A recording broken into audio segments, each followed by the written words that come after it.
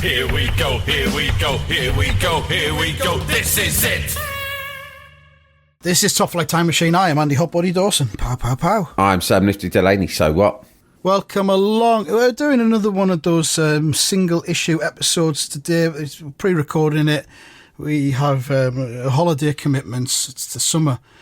And we thought that what would be more summery and joyful and upbeat to talk about over a single episode than death. We could get 2 episodes out of death, maybe. I don't know. It's a big subject. It's a big one to tackle. It's a big one to tackle, isn't it? First of all, I'm going to ask you, are you afraid of dying, Sam? Well, yes and no. I mean, I was thinking about it the other day, like, I think it was yesterday, my daughter was talking about death, and she was like, oh, if I do that, I'm so clumsy, I'm bound to die. And I sort of said to her, well, you know, so what? If you're dead, you're dead, aren't you? I mean, like, what's all this fuss about dying?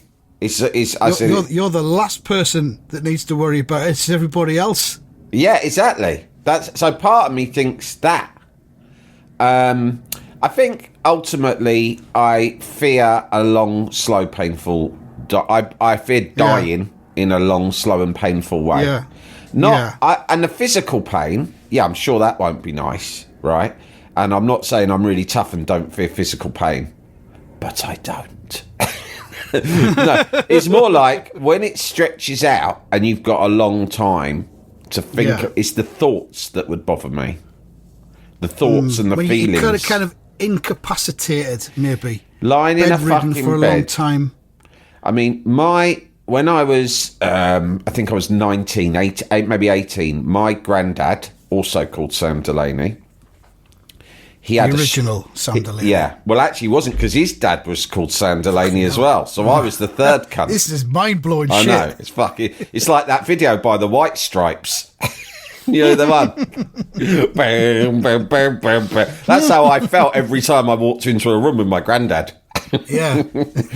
Sam Delaney's as far as the eye can see. Yeah, so weird. It was also a bit like that Spider-Man meme. Yeah. But like, I was, he had a stroke, right? He was a good lad.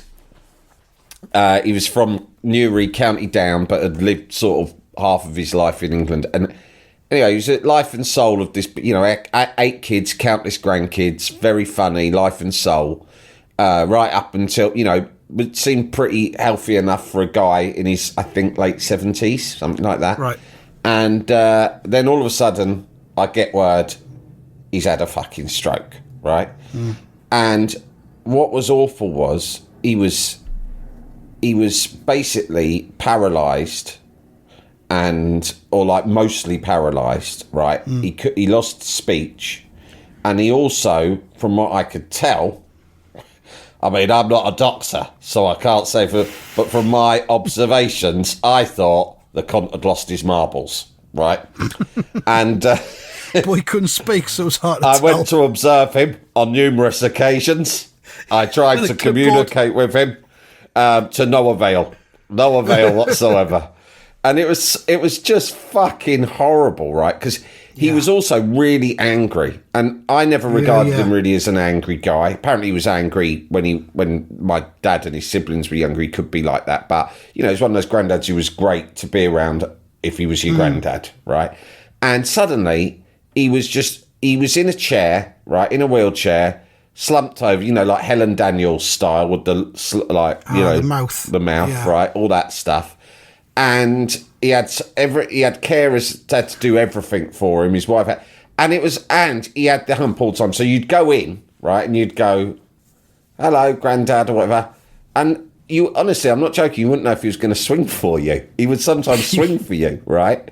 He'd get violent. Thank God he was a cripple. I used to think, because I'm pretty sure I could take him if I had to. It's a self-preservation. I will beat you up, granddad. I am warning you now. I may only be a callow youth of 18 years old, but you are a cripple. And if you swing with me one more time, I am going to fucking spark you out in your wheelchair. I will not kill you, but I will neutralise you if I have to. I will neutralise you as a threat. But yeah, he became violent, aggressive, just mad. And he was just, and I'd look at him, I'd go round there, stare at him. Probably why he was annoyed. Like an animal in a zoo. I'd poke him with a stick just because I wanted to see if I could get a reaction out of him. I'd throw peanuts at his head. No, I'd go round there to visit him and I'd just think, fuck me. What a shame. Wouldn't it have been so much better if he'd just died, right? Well, this gets onto something I was going to talk about later on, which is euthanasia. Yes. And assisted dying and all that. But the anger thing's important because I think about that being incapacitated long term. And I think, would I be okay with it? Would I make me peace with it? No, I'd be fucking angry about it. It's really, he was so angry. And I can't stress it enough, he wasn't a naturally angry man. He was he was jolly. He was funny. Yeah. He had loads of jokes, loads of banter all the time. And suddenly he was just fucking, you take the baby to see him or whatever. If someone had a baby, you go, oh, God, show him the baby. That might cheer him up. He wouldn't swing for the baby. He drew the line there. But what I'm saying is nothing. He'd be like, fuck off. He couldn't talk, but you could tell in his eyes. He was like, look. And the thing was, he couldn't say it, but I was thinking, of course he wants to be dead. A stroke can often kill you, right? Or you can have a mild stroke that you can recover from. But if you have it like he had, which is a stroke, and then a bit better, and then a couple of days later, another stroke, and you are stuck. And funnily enough, my grandmother, not his wife, but on the other side, my mum's mum, who I was also really close to, she, a few years later, had a stroke. And she died that same day. And I was at the Men's Health Christmas party, my first ever Christmas party. Like, you hear about Christmas parties at work, and this was my first one in a proper job. And I was like, this is Men's Health though, so everyone's like doing like dumbbells. You would have thought that, but people were letting loose, right? People were letting loose. And I've been looking forward to this day for ages. And my grandma didn't live with us full time. She lived with my cousins down in Margate, but she would come and stay for long periods. Anyway, she happened to be staying with us. And she was like, have a nice time. When I went off, she went, have a nice time at Christmas party. Don't get too drunk and all that sort of stuff. And I was like, I won't. And I'm thinking, I'm going to fucking get bag on it, you man. Of course I'm going to get too drunk. I'm going to get fucking smashed, mate. Right? And I was just in the process of getting smashed when I got a voicemail on my phone from my brother saying, look, Grandma's collapsed. We think she's had a stroke. She's at the hospital. And in a state of like, I wasn't paralytic, but I was pretty far in. I'd been pissing it up since lunchtime, and I stumbled into a taxi. It was a Friday night just before Christmas, and I got a taxi over to the hospital, and I staggered into the hospital. And I don't know where my brothers were. It was just my mum with her, and my mum was a mess. And they go, and the doctor comes round, and he basically goes, "Look, we've got her on life support or whatever, but her brain has died, right?" Yeah. And so we can keep the machine on, or we can switch it off. Yeah, I can't remember what he said, but I was pissed, right? And my mum was emotionally a mess, right?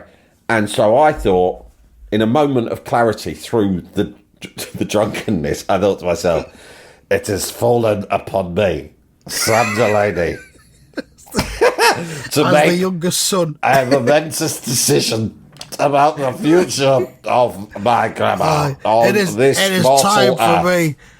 At this time of year, when we welcome Christ into our lives, it is time for me to play God. That's what it was. It was because, like, basically, my mum was her only surviving child, right? Yeah. So then their only other living relatives were me and my brothers and my cousins, but my cousins were down in Margate. They weren't about, right? So it was me and my brothers, and I don't know where my brothers were. They were probably held up at their own Christmas parties. I think they were on their way, stuck in traffic. And the doctor was like, you need to make a decision. And I could see my mum didn't want to. And I thought, well, maybe, who knows if I hadn't been drunk, if I would have taken the same thing. But let's just put it down to Dutch courage. I said, Doc, pull the fucking plug. It might be the Cronenberg talking and the cocaine, right? But I've made the decision. It's time for me. I've always been the baby brother, but today is the day I become the man of the family. Kill her. I decree it so. Also, one question is: do you need me to pull the plug? I am willing to. If you are uncomfortable with it, I understand. I am willing to be the man who does it, and I will look her in the eye as I do so. And I will say to her, sorry, Grandma, but you are going to a better place. Safe journeys. Safe travels. Actually, I've noticed, I'll say I look her in the eye, I've noticed that her eyes are closed. Could a couple of you maybe lift her eyes open while I do it? It's important to me to look deep into the whites of her eyes as I do the deed. They appear to have gone up into her head. What's the chance of getting the pupils back down so I could look at her proper? Her eyes is very milky. Is that normal? You know, I really loved my grandma. I was really close to her. And so, you know, but I don't feel guilty about joking about in this way. Because one is she had a good sense of humour. And two is she always said to me, because she was fit as a fiddle, like she spent no years being, she was in her 80s, but she had spent no years being like incapacitated at all. She was up out of the house every day. She was busy, you know. And she was mentally sharp, but she had always said to me, she said it fucking all the time for the last few years, I just want to go. When it happens, I just want to go. Don't fucking put me in home. Don't keep me going. She had been very specific. It's almost that, and she was specific to me. It's almost as if she knew when the time comes. Yeah. I want you to be the one. I want you to be the one, son. Pull the plug. I compel you. I compel thee. You will be the one to take... You will represent the Reaper's frosty hand upon my shoulder.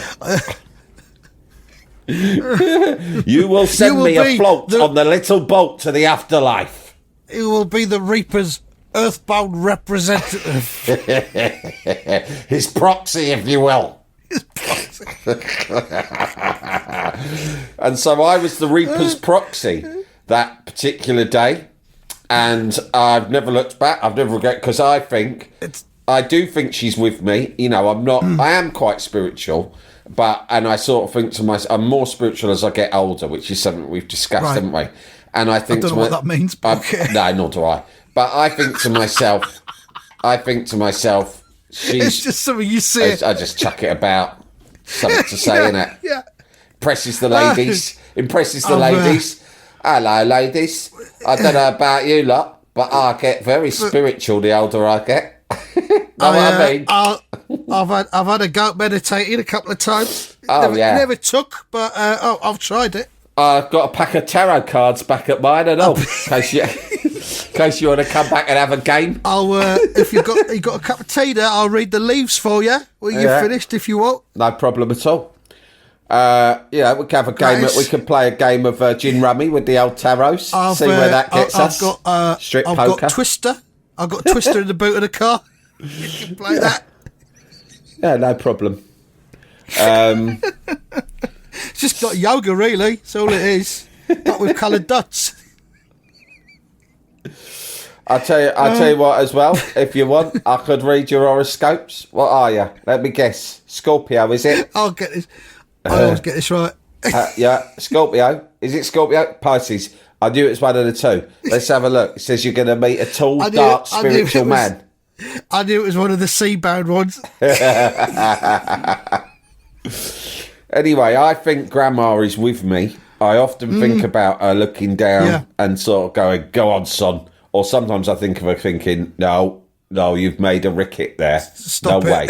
Yeah, stop it. Stop doing that. In the old days, when I was living a bad life, I used to often think, she's trying to say to me, Sam, no. Stop it. No, Duck. She's called me Duck. You'll go blind. No, Duck. Don't do it. Stop doing them drugs. They'll rot your mind. And so I think I've got a strong feeling that she's like, don't worry about it. I know you killed me, but I think it was the right thing to do. I live on inside you, so to speak. Yeah, exactly right. Jalapeño. Jalapeño. My gran kind of went fairly quickly as well, but like she lived an active life up to the end, but then she got ill pretty quickly. She needed an operation. She needed a bowel operation. Right. But they said they kind of rushed her in, identified what it was. They said she needs this bowel operation, but we'll be honest, there's like a 10% chance of surviving it. Right. Wow. And she had the operation, and she did get through the operation. And I went to see her in hospital, and she was in like the high dependency unit. Yeah. And she was basically, I would say, 30% woman, 70% machine. Yeah. She was fucking wired up to so much stuff. Bit like Darth Vader at the end of the, you know, when it's like Revenge of the Sith, and he's like all wired up by the Emperor. Yeah. Exactly like that. And she's got the oxygen mask on, and went in to see her, and she was conscious. But honestly, I have never seen rage in her eyes. Yeah. Like I saw that day, because she was a lovely, lovely woman. She never got angry. Yeah. She was a very benign woman. She lost her husband when she was like 59, I think. And he was 62 when he died, my granddad.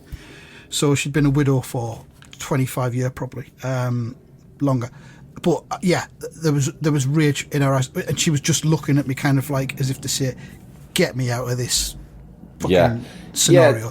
But I didn't get the chance to pull the plug. It was not. Oh, that's a shame. That is a shame. Do you ever think that the rage that we talk about, that you saw in her and I saw in my granddad, is partly because, like, there was a lot of fussing around my granddad because he had, you know, he's got all these 8 kids, and I remember my 3 aunts were like really always fussing around him because they were upset and they were struggling to process it, which is understandable.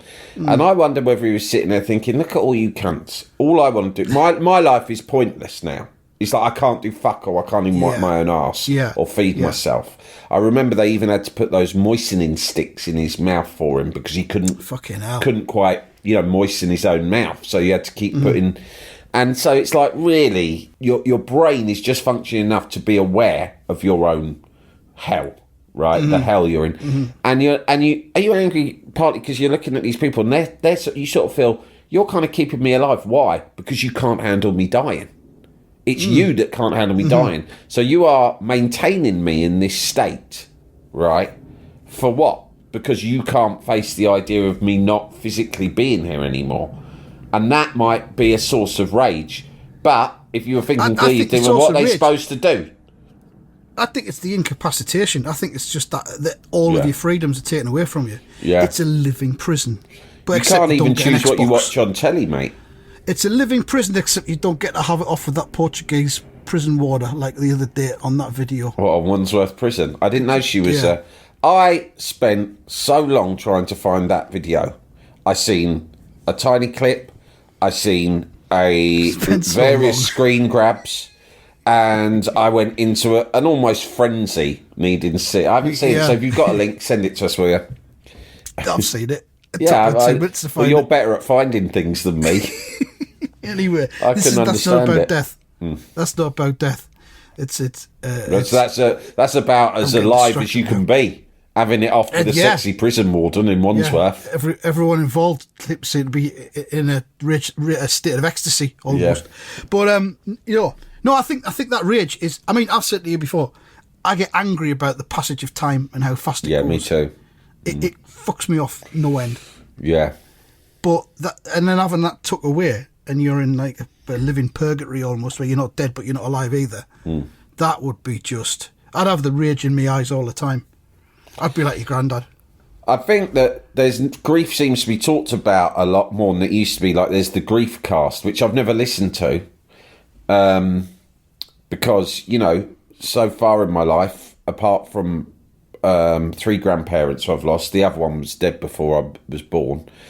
And my auntie died really suddenly when I was about 15. That was difficult.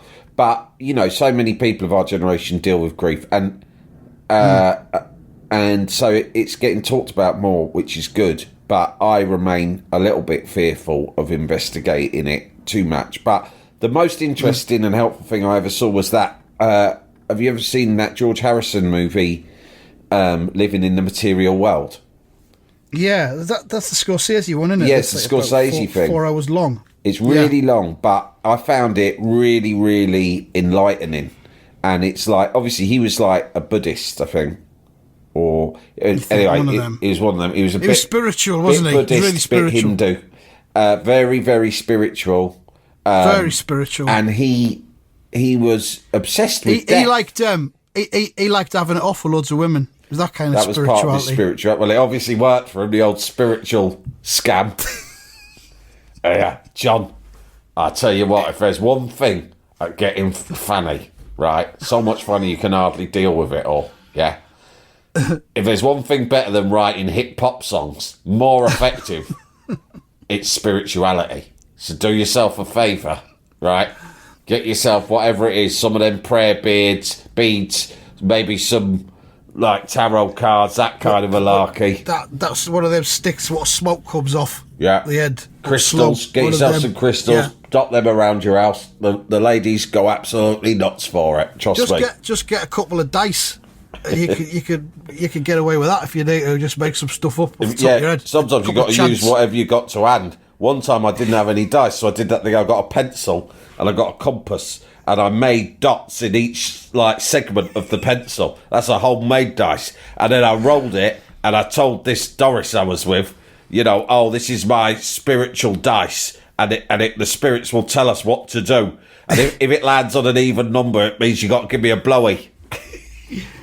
If you're absolutely desperate, right, all you got to do is learn that trick where you make a coin appear from behind someone's ear, or even an egg, and then you've got them after that. I've got put it in your hands. I invested in a fake thumb from a joke shop, and you can do a number of tricks with a fake though. It's dead realistic. It only cost me about £3, and I carry it with me everywhere, and it's great for when you want to do little magic tricks to impress ladies. Yeah, so that was good. I can't remember what he said now. I might rewatch it. But he was basically preparing for death. He's talking from beyond the grave almost, isn't he, towards the end of it? The last 30 years of his life, he's basically immersed himself in the idea that he's a spirit, and it happens to be temporarily inside this human fleshy form, right? This fleshy form that has been lucky enough to have done whatever the fuck he wants since 1962. Yeah, I was basically, I was put in a fleshy form, could have been anyone, ended up in the most successful artistic collaborative group of all time in the history of mankind. So that was quite good. But it's irrelevant, really, because it was all an illusion. Soon I will pass into the spiritual realm, and that's when the fanny will really start flowing. You rarely hear someone going there, I've been cleaning the bugs in Euston Station since 1973. But the thing about me is that I'm just a shell, and my spirit lives within it. And then one day, when I pass over into the next life, I will be reborn, maybe as a caterpillar, I'm not sure. Yeah, exactly. It's usually the people who have had a little bit of luck. Rory Stewart, that type. Yeah. We can't really compare Rory Stewart to George Harrison. Maybe we can. To George Harrison. Anyway, watch Living in the Material World. Draw your own conclusions. But I, at the time, found it helpful. I think it was on Sky Documentaries recently, so it might be on Sky Catch Up /Now TV. Not sure. But yeah, death. How would you like to die, ideally? Violently. No, I'd like to die. I'd like to die quickly, but I'd like to die at an age where I am not a fucking mess, basically. Yeah, I'd like to live a long life, but then quite suddenly explode. I mean, like in the past, I would have said, well, if I can get to like 83, that would be great. But like, my dad's 81 this November, and he's like sprightly and still got all his marbles and everything. He's in great nick for 81, so fucking 83 doesn't seem like it seems like a target I don't want. I want to go for 93 maybe, but I just want to be in good nick. You don't know, do you? You don't know what kind of how your body's going to react to the things you've done to it over the years. I remember my other gran, my Scouse gran, saying to me, I said to her once, she was in like this home, and I said to her, what do you think about I said something about, what do you think about getting old? And she went, up until the age of 75, fine, I enjoyed my life. She went, but anything after that, not worth it. That's what she said.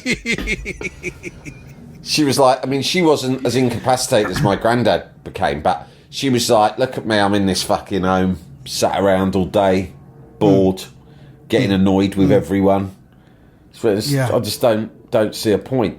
But I think that euthanasia might eventually get legalised in this country. I think it probably will. There's still lots of ethical questions about who and why and when you could be, wiped out. But the idea of it, fundamentally, I think is a sound one. I think people could use the anecdote from earlier in this pod as an example of why it could be problematic. Because I'm saying I was off my tits in Christmas 97, fresh from a Christmas party, and made the choice in that state, in a state of emotional chaos. There needs to be the euthanizing machine needs to be wired up to a breathalyzer machine as well, properly. Yeah, definitely. In some way.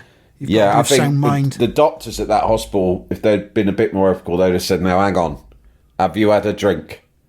Yeah, and put me to Christmas. the test. Yeah, I know what it's like. I've had a drink. What have I had a drink? It's Christmas. What do you expect?